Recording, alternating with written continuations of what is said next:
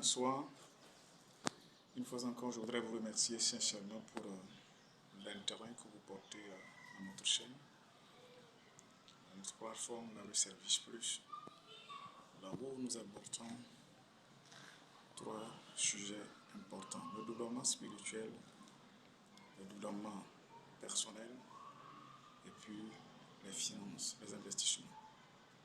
Et donc, si vous avez besoin, si vous avez des questions relatives à ces trois secteurs, sur cette plateforme, vous aurez les informations nécessaires pour pouvoir aborder ces trois domaines, qui sont d'ailleurs les domaines les plus importants dans la vie de l'homme.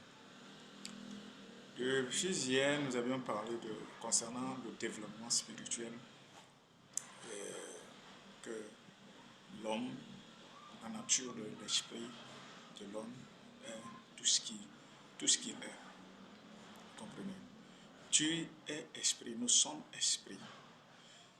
Et nous devons prendre conscience de notre état spirituel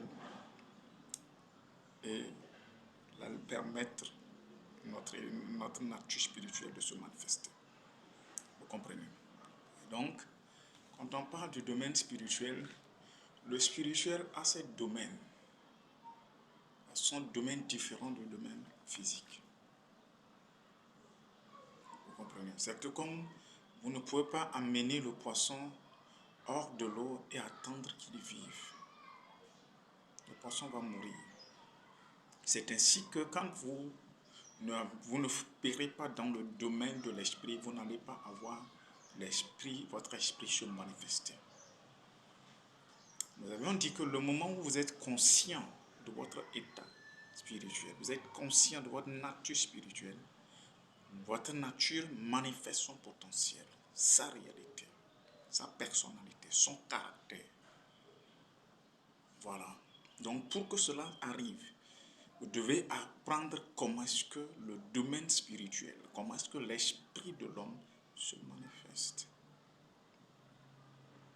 Parce que en réalité, il y a les deux, il y a l'esprit de l'homme et l'esprit de Dieu. Quand Dieu a créé l'homme, je vous ai dit dans notre première vidéo que quand Dieu a créé l'homme, il a soufflé dans l'homme et l'homme est devenu une âme vivante. Il a reçu l'esprit de l'homme. Maintenant, quand Jésus-Christ est venu, il nous a réconciliés avec le Père et il nous a donné son esprit. Et quand l'esprit de Dieu descend sur l'homme, cet esprit est uni avec l'esprit de l'homme et ainsi il devient un avec Dieu. Vous comprenez? Mais au-delà de tout cela, les deux, que ce soit l'esprit de Dieu, que ce soit l'esprit de l'homme, cet esprit a besoin de fonctionner dans un domaine. Il y a un potentiel. Comme disait la Bible de Genèse, Apocalypse, vous allez comprendre qu'il y a une réalité qui est la réalité de l'esprit. Et le moment où vous ne fonctionnez pas, vous ne payez pas, donc vous ne permettez pas à votre esprit de fonctionner librement dans son domaine, vous n'allez pas constater son potentiel. Il y a des lois qui régissent le domaine de l'esprit de l'homme. Il y a des lois qui gouvernent le domaine de l'esprit de l'homme.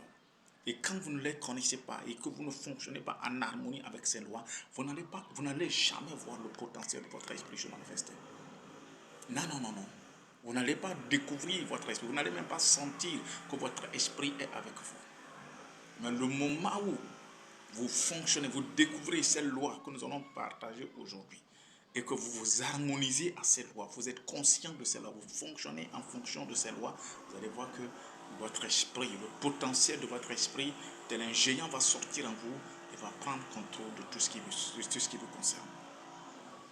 Donc la première loi que nous allons toucher aujourd'hui, je ne suis pas sûr qu'on peut couvrir toutes les lois, parce que nous avons environ 7 lois au total.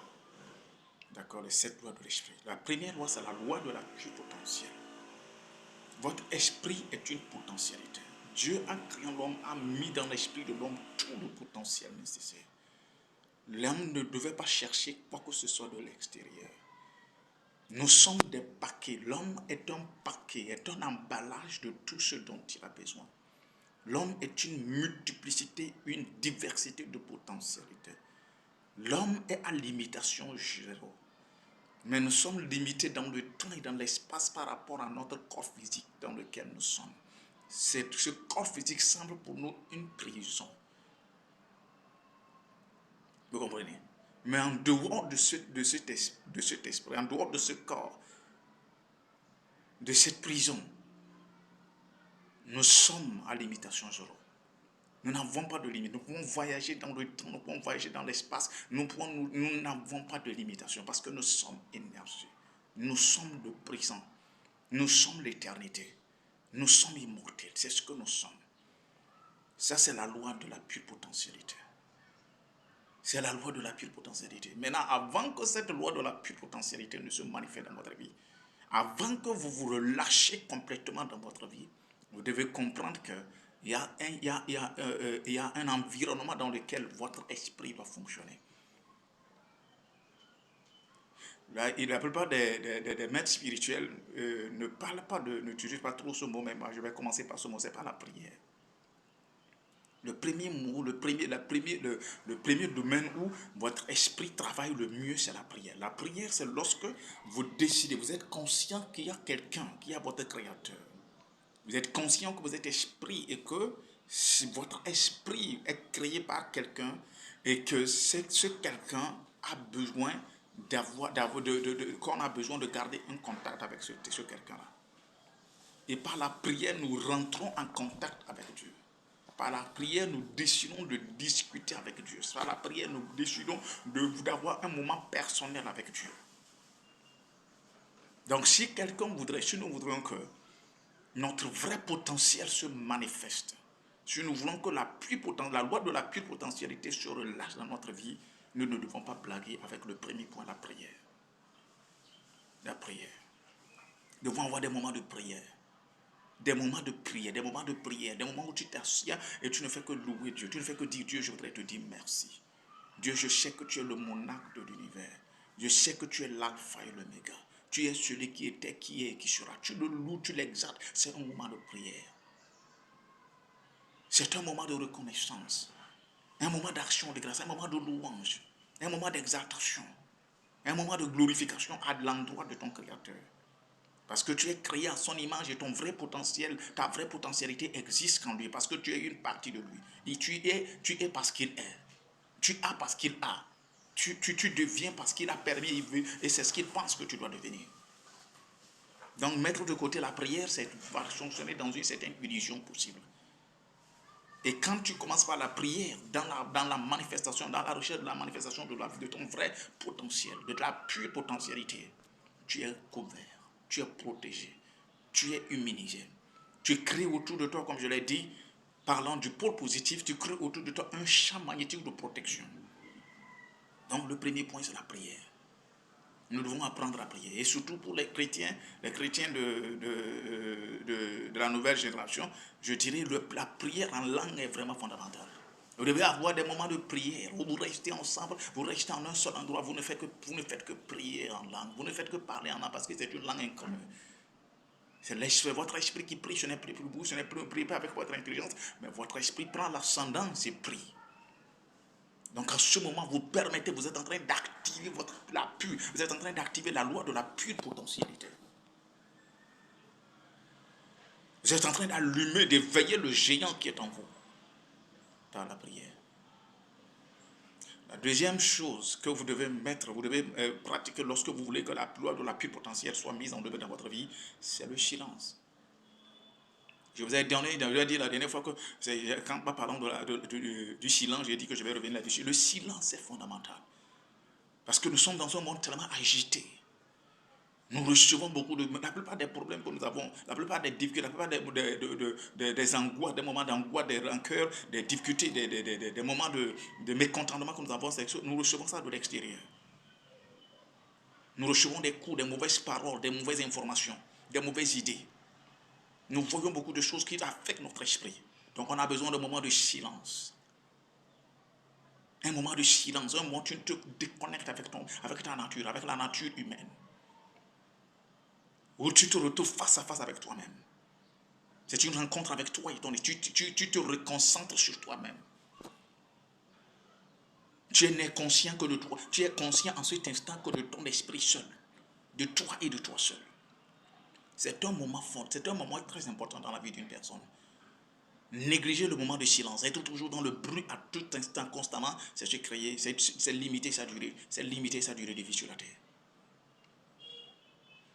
C'est que nous devons, nous avons volontairement, consciemment, d'une façon délibérée, avoir des moments de minutes, des minutes de silence, ne serait que 5 minutes. Et je vous ai dit que 5 minutes de silence qu'on donne après notre mort, ça ne vaut même pas la peine. Ce n'est pas le moment que nous devons pratiquer, ce n'est pas le seul moment que nous devons pratiquer une minute, un moment de silence. Non. Et ce moment de silence, c'est le moment de questionnement, de mise en cause. Tu fais le bilan, l'introspection de tout ce que tu fais, de tout ce que tu dis, là où tu es, là où tu vas, et tu te dis, écoute, je n'avance pas. Et le moment où tu fais cela, tu te permets à ton esprit de t'aider. Seulement tu invoques ton esprit, tu le dis, écoute, c'est toi seul qui peux m'aider, c'est toi qui es mon vrai moi. En ce moment, tu prends conscience de ton esprit. Et quand tu quittes le silence, il y a ce qu'on appelle la méditation. La méditation, c'est lorsque tu prends par exemple un passage de la Bible et tu médites là-dessus. La Bible dit quoi? Il dit, tel il est, tel nous sommes sur cette terre. Alors tu prends cette parole, tu médites sur cette parole.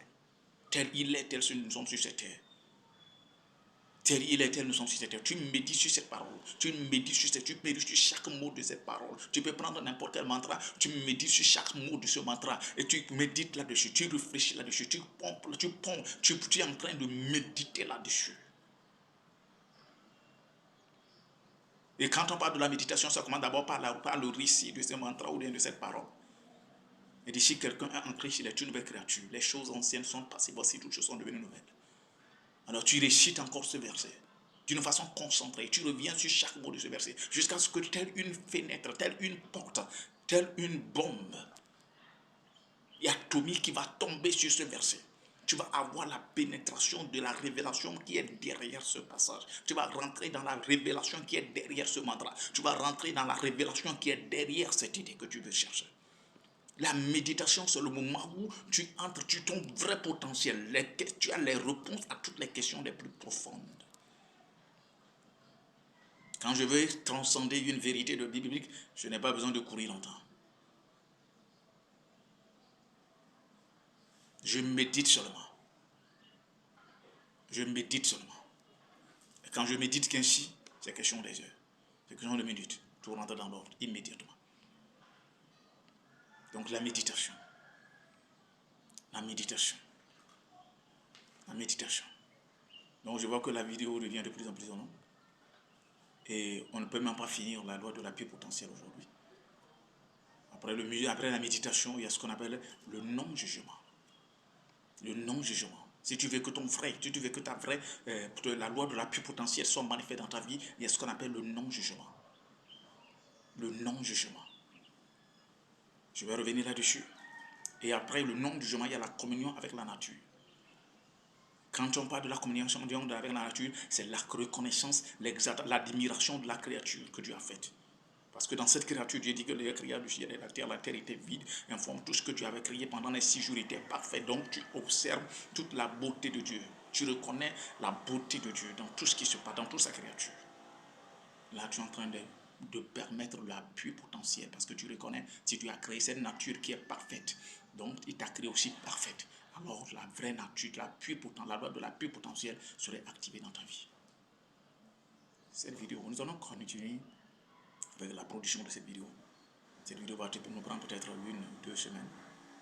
Mais je sais que c'est à vous de vouloir donner l'intérêt à ce que nous partageons. D'ici là, aimez, partagez, commentez cette vidéo si ce que vous avez fait de bien, ce qui permettra à Facebook de continuer par recommander cette vidéo à plusieurs personnes. D'ici là, prenez bien soin de vous.